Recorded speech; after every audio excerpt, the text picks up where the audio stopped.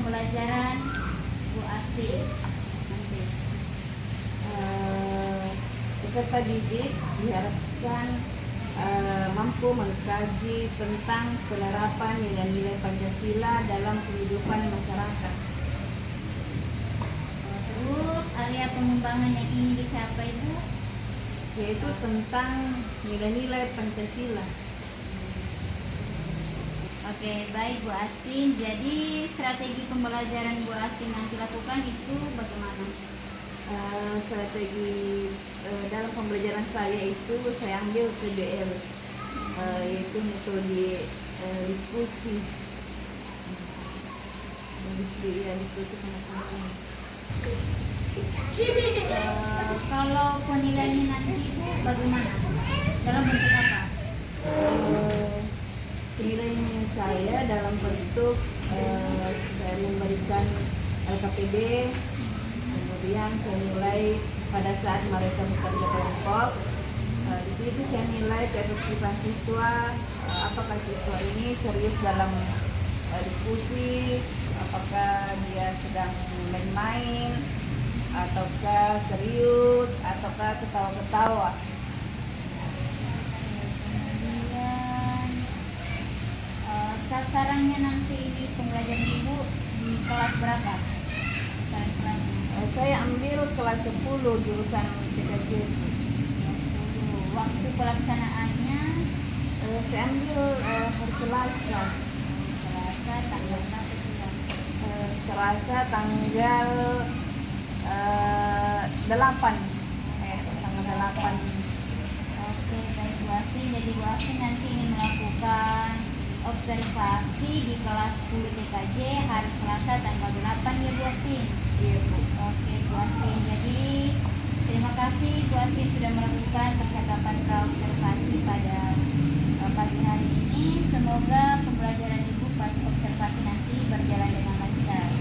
Iya, Bu. Terima kasih.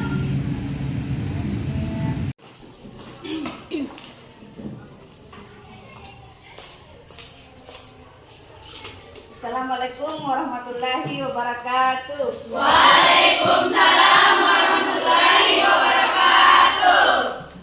Bagaimana kabarnya semua? Alhamdulillah baik, Bu. Jadi sebelum kita belajar, alangkah baiknya kita berdoa dulu ya. Doanya dipimpin oleh Mbak Daya, yang lainnya mengikuti dalam hati. Sebelum kita belajar, mari kita berdoa menurut keyakinan masing-masing. Berdoa dimulai. Selesai. Ya, terima kasih Nak sudah memimpin doanya. Selanjutnya Ibu akan mengecek kehadirannya ya. Ada yang tidak hadir hari ini? Hadir semua? Iya, Bu. Alhamdulillah kalau hadir semua ya. Ada yel-yel dulu ya, supaya lebih semangat lagi belajarnya. Ibu sendiri yang akan memimpin yel-yelnya. Selamat pagi. Pagi, pagi, pagi, luar biasa. Sekali lagi ya, selamat pagi. Pagi, pagi, pagi, luar biasa. Semangat. Dan tujuan pembelajaran kita pada hari ini yaitu peserta didik menganalisis dengan mengamati, menyesuaikan, dan menampilkan pelaksanaan hak dan kewajiban warga negara yang diatur dalam konstitusi dan norma yang berlaku. Kemudian model pembelajaran kita pada hari ini yaitu PJBL, Project Basic Learning, di mana pembelajaran ini kita menghasilkan suatu proyek ya, seperti yang kita sepakati minggu lalu. Proyek yang akan kita buat hari ini yaitu poster ya. Tentunya sudah siap semua bahan-bahannya, peralatannya ya. Semuanya sudah bawa HP ya. Pada saat pembelajaran berlangsung, Ibu akan menilai 3 aspek ya. Penilaian sikap selama diskusi. Bagaimana sikapnya? Apakah dia main-main diskusi, ataukah bercanda-bercanda ya? Itu semua yang dinilai. Kemudian penilaian keterampilan. Bagaimana caranya dia menyampaikan diskusi itu, Apakah dia betul-betul, apakah dia main-main ya. Kemudian selama pelaksanaan diskusi ada namanya penilaian pengetahuan, yaitu hasil daripada diskusinya. Apakah sudah benar ataukah kurang tepat, apakah perlu ditambah lagi, itu ya. Selanjutnya sini ada hak, ada norma, ada kewajiban. Yang pertama dulu hak. Hak itu berkaitan dengan norma. Begitu pula dengan kewajiban. Jadi diatur oleh norma. Apalagi itu norma? Norma itu adalah mengatur tingkah laku manusia. Jadi walaupun hak kita tetap diatur oleh norma. Contoh hak ada 3. Ada di sekolah, ada di rumah, dan ada di masyarakat. Nah, contoh di sekolah. Hak di sekolah. Pendapat dirimu. Nah, siapa yang bisa contoh hak di sekolah? Angkat tangan. Iya, silakan nak. Belajar, Bu. Iya, belajar. Siapa lagi? Sekarang ibu ada video. Nah, video ini diamati, disimak, tanya 1-2 orang, ya. Isi daripada video ini. Teman-teman tahu nggak, sebagai anak-anak kita punya hak-hak yang harus terpenuhi. Hak untuk bermain, pendidikan, perlindungan, kesehatan, dan sejumlah hak lainnya harus diberikan untuk anak di seluruh dunia tanpa memusuhnya. Tapi masih ada banyak teman kita yang belum terpenuhi haknya sebagai seorang anak, seperti kisah Haikal, Evan, Amira, dan Mustari. Kisah 4 sahabat ini berdasarkan penelitian di sejumlah desa di Jawa Timur dan NTB. Sebagai anak, kita punya hak untuk mendapat status kebangsaan. Tapi di desa, banyak keluarga kurang mampu yang sulit mengakses pembuatan akta kelahiran atau dokumen kependudukan lain. Pembuatan akta kelahiran sebenarnya relatif mudah. Namun, informasi tentang akta kelahiran ini tidak sampai ke seluruh keluarga. Beberapa orang pun membayar cukup mahal untuk memakai jasa jasa. Padahal, akta kelahiran itu adalah hak dasar setiap anak. Dengan akta, kita bisa mengakses berbagai layanan publik, seperti pendidikan, kesehatan, dan perlindungan sosial. Juga kesempatan lain untuk pendidikan kualitas hidup. Walau pendidikan adalah salah satu hak anak yang utama, masih ada anak yang sulit mendapat akses pendidikan, seperti teman-teman penyandang disabilitas. Ketidakmampuan fisik dan psikis sering menjadi alasan anak tidak sekolah. Selain itu, masih banyak teman kita harus putus sekolah karena tidak memiliki biaya atau tidak memiliki alat komunikasi belajar daring, terutama sejak pandemi COVID-19. Sehingga banyak yang memilih untuk membantu orang tuanya bekerja dan untuk membantu orang tua karena inspirasi maupun dorongan dari orang tua atau orang dewasa lainnya. Mulai dari bekerja di perkebunan hingga menjadi pekerja migran di luar negeri. Walau dilarang secara hukum, hal ini masih sering terjadi lewat pemalsuan identitas atau karena kurangnya informasi dan sosialisasi tentang perekrutan pekerja migran dan migrasi aman oleh perusahaan penempatan pekerja migran ini asuhan. Dan seolah-olah ini menjadi hal biasa di rumahnya.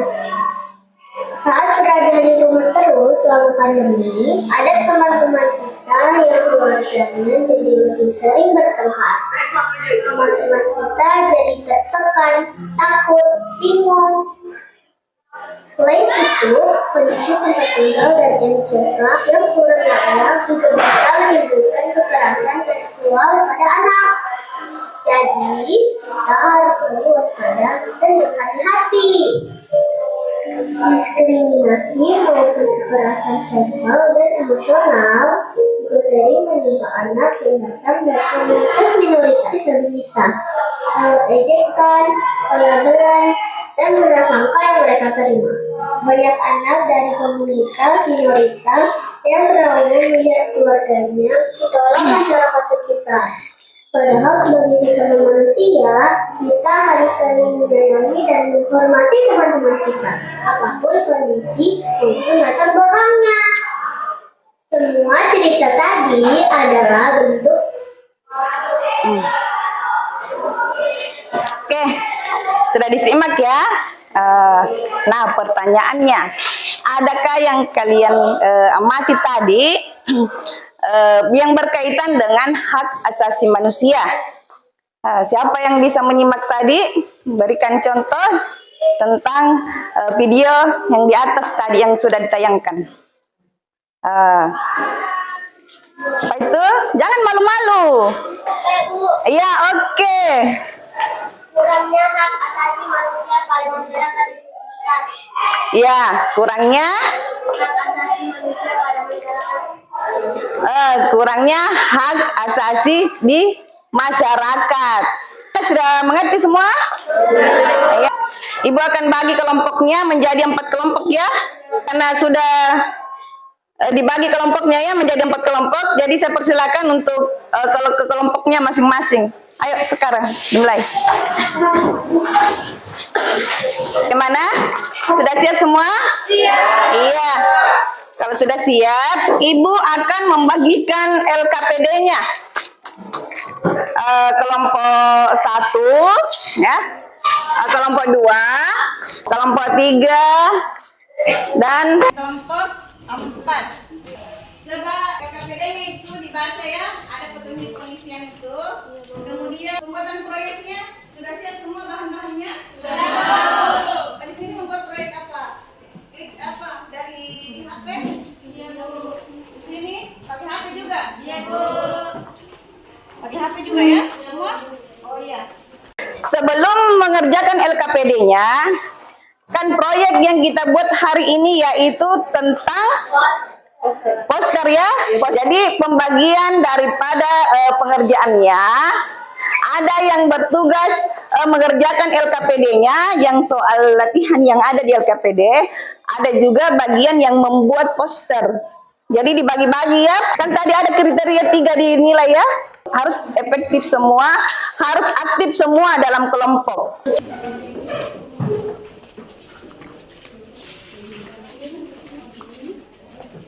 Yang posternya yang dipesan ya. Coba kelompok yang di bawah 1, 3, 4 perhatikan. Ya silakan Nak. Assalamualaikum warahmatullahi wabarakatuh. Waalaikumsalam warahmatullahi wabarakatuh. Contoh hak di rumah dalam lingkungan keluarga, kita sebagai anak berhak mendapatkan perlindungan dari orang tua. Tentang Contoh hak di dalam lingkungan keluarga. contoh hak di dalam lingkungan keluarga. Mendapatkan Perlindungan dari orang tua. perlindungan dari orang tua. Contohnya dibesarkan, disekolahkan, dirawat ya. Iya, kita berikan aplaus kepada mereka. Karena sudah selesai semua ya. Sekarang kesimpulan pembelajaran kita pada hari ini yaitu siapa yang bisa memberikan contoh hak di rumah? Hak kita di rumah membantu orang tua. Hak di sekolah? Hak di sekolah? Mendapatkan pelajaran, mendapatkan ilmu. Ya. Kalau kewajiban kita di sekolah?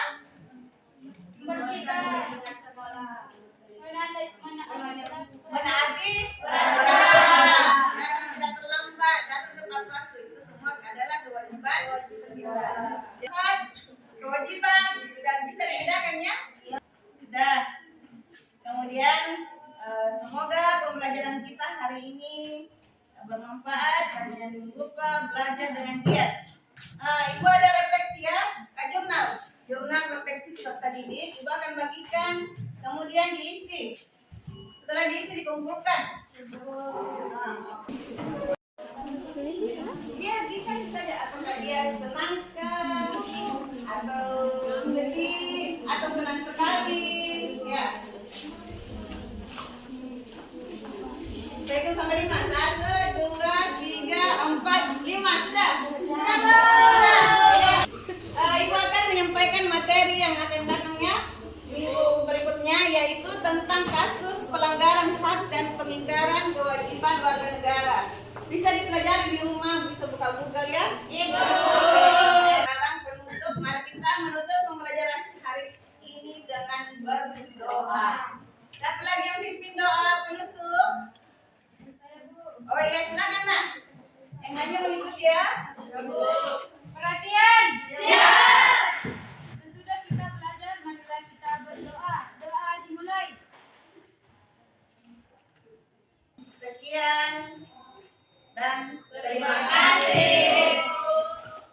Assalamualaikum warahmatullahi wabarakatuh. Perkenalkan, saya Mala Indah, calon guru penggerak angkatan 11, asal sekolah UPT SMK Malu Utara. Di sini saya akan melakukan percakapan pasca observasi setelah mengobservasi rekan saya, Bu Astina, sebagai guru mata pelajaran PKN. Oke, baik Bu Astin. Oke, selamat pagi Bu Astin. Pagi Bu. Nah, bagaimana kabarnya? Alhamdulillah baik. Kalau Bu Mana bagaimana kabarnya? Alhamdulillah baik juga Bu. Oke Bu Astin, kemarin sudah mengajar ya. Yang saya tanyakan itu bagaimana perasaannya setelah mengajar kemarin Bu Astin? Alhamdulillah sangat baik Bu, karena anak-anak sangat antusias dalam mengikuti pelajaran. Kemudian yang ingin saya tanyakan Bu Astin, kan dalam pembelajaran itu ada namanya kepuasan dalam mengajar. Yang saya tanyakan, berapa kira-kira rentang kepuasan Bu Astin dalam mengajar tadi hingga rentang itu 1 sampai 10? Kira-kira 7 sampai 8. 7 antara rentang 7 dan 8. 7 dan 8 ya. Kemudian Bu Astin, apa yang menjadi tolak ukur bahwa kemampuan Bu Astin itu sudah berkembang? Ya, karena saya melihat anak-anak sangat antusias belajar, mereka sangat bersemangat. Kemudian pada akhir pembelajaran mereka bisa menyimpulkan apa yang mereka sudah pelajari. Kemudian apa aspek yang perlu dibenahi atau ditingkatkan dalam pembelajaran tersebut Bu Astin? Yang perlu saya tingkatkan yaitu model pembelajaran saya Bu. Karena kemarin itu pembelajaran saya itu monoton, jadi saya bisa mengambil pembelajaran dengan metode menonton video YouTube, kemudian bisa juga lewat TikTok Bu. Mungkin itu sangat menginspirasi anak-anak supaya semangat belajar. Oke, kemudian strategi atau rencana apa yang akan Ibu lakukan selanjutnya untuk mengembangkan kompetensi khususnya dalam skill penguasaan kelas?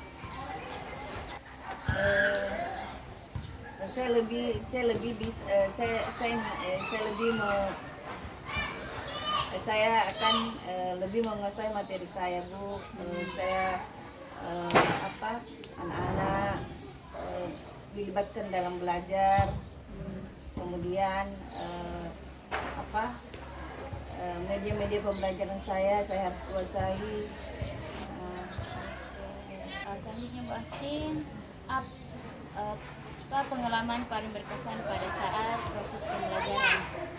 Pada saat mereka mengadakan diskusi kelompok, kemudian mereka berdiskusi dengan temannya, mereka sangat antusias. Kemudian apa yang saya tanyakan, mereka bisa menjawab dengan tepat. Kemudian kerjasamanya juga dengan teman-teman kelompoknya, kolaborasinya sangat bagus. Kan tadi itu sudah ada strategi ya atau rencana yang akan dilakukan dalam penguasaan kelas. Kemudian kapan Ibu akan melakukan strategi tersebut? Pada saat pembelajaran selanjutnya nanti minggu depan. Kemudian siapa yang bisa membantu Ibu dalam penerapan strategi? Adakah rekan sejawat atau dari mana Bu? Oh iya, dari rekan sejawat ada sangat membantu karena setelah selesai pembelajaran saya akan sharing dengan teman sejawat saya, memberikan masukan, kemudian apa yang harus saya lakukan. Kemudian Bu Astin sudah tadi ya. Begini, untuk tindak lanjutnya ke depan, kapan kita akan bisa bertemu lagi Bu Astin untuk melihat perkembangan dari strategi yang telah Bu Astin kerjakan? Nah, bisa 2 minggu ke depan Bu, karena saya mau persiapkan dulu bahan-bahan pembelajaran saya, media-media saya. Oke Bu Astin, terima kasih ya telah meluangkan waktunya untuk melakukan percakapan pasca observasi pada pagi hari ini. Selanjutnya Bu Astin, yang ingin saya tanyakan terakhir itu refleksi diri. Nah, yang ingin saya tanyakan, apa yang Bu Astin rasakan pada saat coaching tadi? Saya merasa senang dan mendapatkan pengalaman baru setelah coaching, karena saya dapat melihat apa yang perlu ditingkatkan serta menemukan sendiri caranya untuk meningkatkan kompetensi tersebut. Oke Bu Astin, terima kasih ya Bu Astin. Sampai bertemu di 2 minggu ke depan. Iya Bu, terima kasih. Sama Bu Astin.